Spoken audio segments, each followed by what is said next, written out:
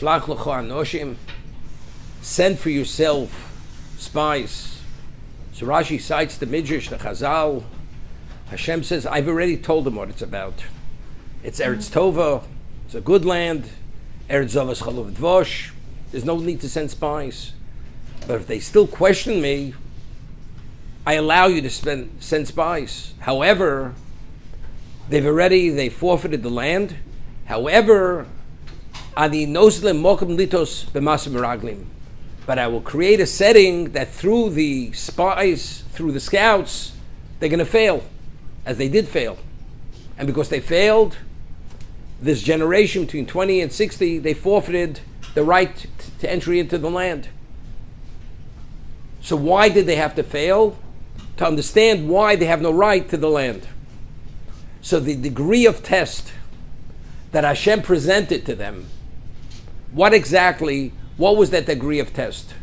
It was a degree of test which was a serious test, that it was almost inevitable they were going to fail, because they already did not deserve to go in. Just by questioning God's integrity, that he wants to do anything but what's in their best interest. You know, it's interesting. What is a test? A test is only a test if one is able to withstand the test. If one's not able to stand the test, it's not a test. The question is, this situation here with the Meraglim, was it a test or was beyond their ability? The way we're explaining it, factually, they forfeited the right to go in immediately.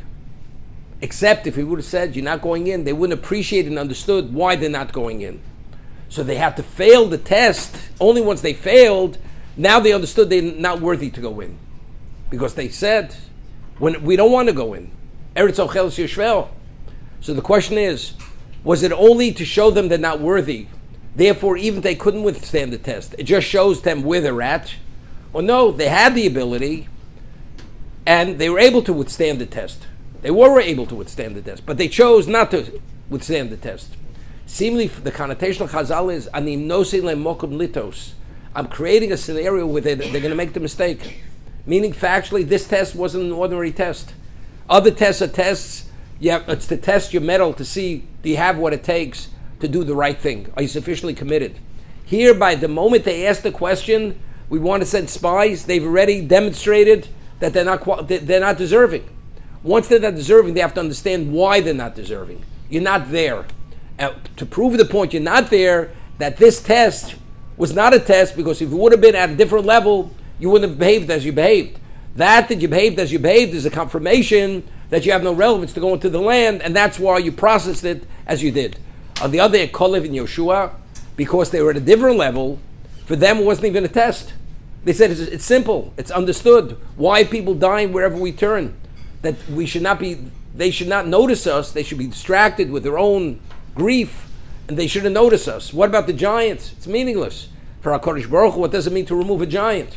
So it was a test for them, or was unacceptable to them, for Kalev and Yeshua, because they were tzaddikim, it wasn't even a test. So again, this over here was not a test. It was only to prove to them that they were not at the point where they deserved to go into the land.